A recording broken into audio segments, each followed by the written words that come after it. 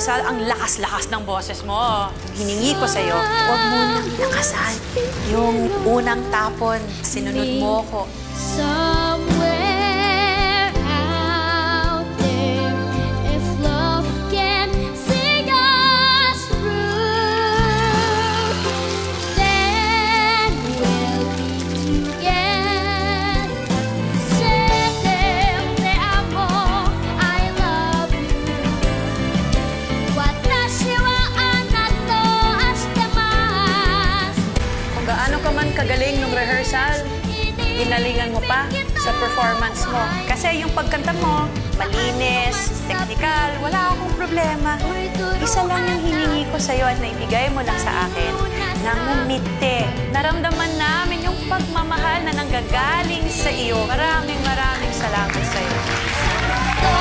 Isang awit, isang sigaw, pag-ibig.